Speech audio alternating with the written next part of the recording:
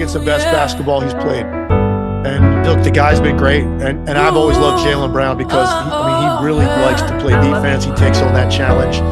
They don't hide him. He's going at whoever that is on that end of the floor. And so the question with Jaylen Brown has always been about like the super high level consistency, the shot selection, being able to make plays for people going either direction. That's been a problem for him at times.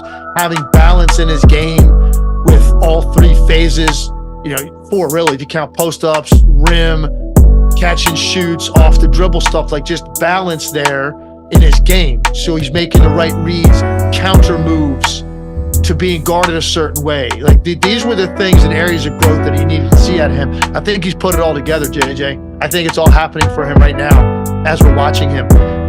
Since the All-Star break, he's led them in scoring 6 times, Jason Tatum 5 times. And there are nights I've watched them, and I know, look, if I listed right now, and I'm pretty sure any one of the 30 teams in the league, I could just say the team right now, and immediately I'd say, who's their best player? You're immediately going to have a name. It's going to be the same name as mine, and the same name as most people, because it's an easily, clearly identifiable person. And it's the same thing with Boston. Like, you're going to say Jason Tatum. You know what I mean? You're not going to hesitate on. You're going to say Tatum right off the bat. And my point with this is, but lately, when you're watching them, if you didn't know anything about the Boston Celtics, but you knew the game of basketball, but you've never seen them play, and you were watching the Celtics here over the last couple of weeks since the All-Star break, there are nights you go, this just looks like that guy's team, Jaylen Brown. The way he has played, like the self-assuredness that he has played with, and the way that things are funneling in his direction. And to put it in perspective, what we're talking about here, since the break, 26 points per game, so that's several points above his season average, 54% from the field, 41% on threes. And here's, to me, one of the most, these last two maybe the most important. His assist to turnover ratio in that stretch, Jaylen's like 3-1. 3-1. That's not Jaylen Brown's strength. So he's taking care, and he's never going to be a guy that's out there getting 6, 8, 10 assists like regularly. That's not really who he is.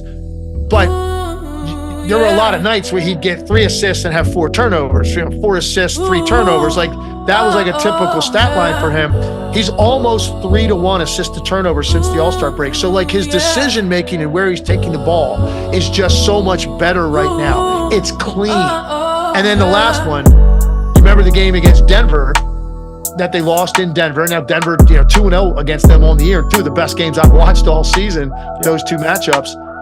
They lose the game. Tatum struggles, could have redeemed himself if he makes a corner 3 late, didn't, on a wide open look, just had a rough night. Well, you know what Jaylen Brown did in that game? 41 points, 14 rebounds.